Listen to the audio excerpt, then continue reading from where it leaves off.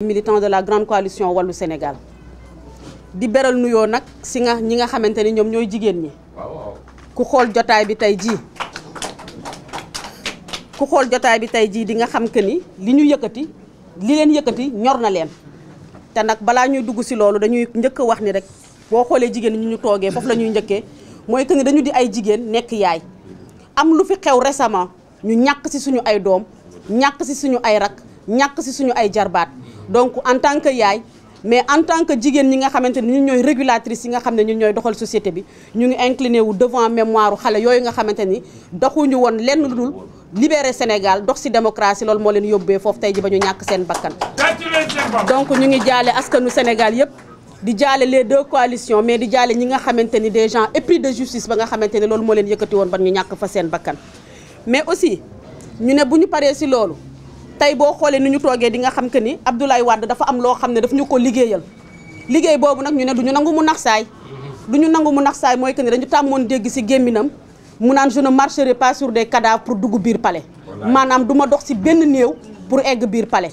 loolu nag ba taxoon mu jaral ko bi mu egsee si réew mi li mu njëkk a def mooy jël droit à la marche jox dugal ko suñu bi nga la xamante ne mooy suñu constitution muy charte ndayu réew mi liy doxal réew mi kon nag ñun ñu ne en tant que coalition en tant que des gens yoo xamante ni dara ñoruñu lu dul luy doxal suñu askan luy jëmale suñu askan kanam droit boobu du ñu nangu kenn di ko salfaañe du ñu nangu kenn di ko bafoué donc droit la boo xam ne suñu charte ndayu réew moo ñu ko may gisuñu luy tax ñu war ñu koo tere d'autant plus que nekkuñu si dëkk régime boo xamante ni dañuy tàggoo mais régime mu yëgle la ñu nekk comme régime mu yëgle la ñu nekk nag ku ñu yëgal am nga assez de force de l'ordre pour mater am nga assez de force de l'ordre pour tirer am nga assez de force de l'ordre pour encadrer aussi lan moo tax mënoo jël troisième option boobu muy encadrer nga encadrer donc loolu la ñu wax beneen point bi nga xamante ni nag boo xoolee département Pikine ni mu tëddee la grande coalition Wallu investir l'honorable député Mame Diarra Fam mu war a nekk période pré-campagne war a dugg ci biir terrain bi briguer du suffrage des Sénégalais tiitaange la nag comprendre nañ leen parce que nag ku jàpp député noonu ak député bi la muy liggéey di nga ko jéem a brandir comme trophée de guerre ñu ne nag ñun loolu duñ ko nangu ba tax ne dañuy exiger sa libération immédiate et sans condition moom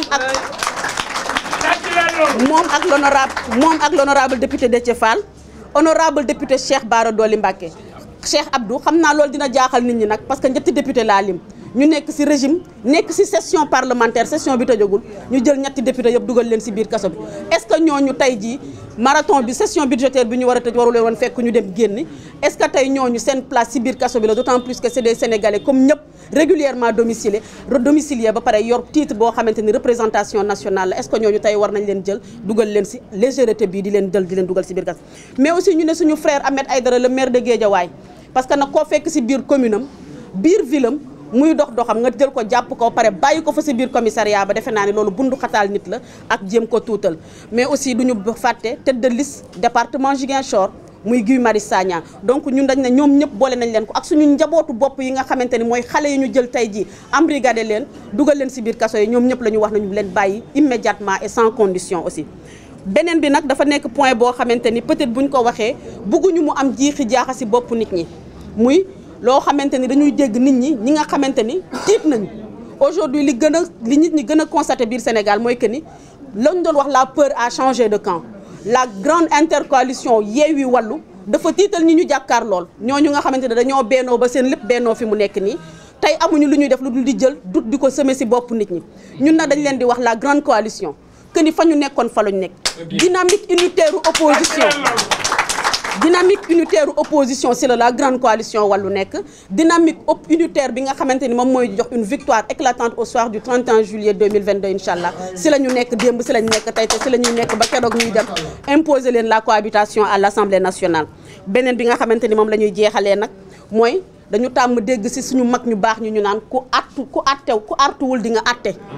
te bëgguñu egg ak ñoom ci atte ba tax na ñuy ñaan kilifa diine yi muy diine l'islam di abbé bi ñëpp ñu ngi leen di ñaan képp koo xamante ni sa baat porté na ndax defe naa ki ñu jàkkaarlool nag ay noppam daa fatt du dégg comme du dégg nag ñu ne xëy na buñ ko jaalee ci chef religieux yi religion nag buñ ko waxee mooy que ni les deux religions yi nekk biir Sénégal ak ñi nga xamante ni ay chef coutumier lañ ñu ngi leen di ñaan ñu jóg wax ak moom ndaxte dëkk bii kat dañuy wax gaal gi waruñu koo suuxal te ñun ñaanuñu yàlla gaal gi suux ndaxte gaal gi kat fañ ko war a yóbbu dafa bari dañ koo war a yóbbu à bon port te incha allah la grande coalition l'intercoalition wàllu yeewu dana ko fa yóbbu au soir du 31 juillet incha allah donc ñu ngi leen di ñaan nous vous nos amis de la presse ñu ngi leen di sant aussi di leen gërëm ci seen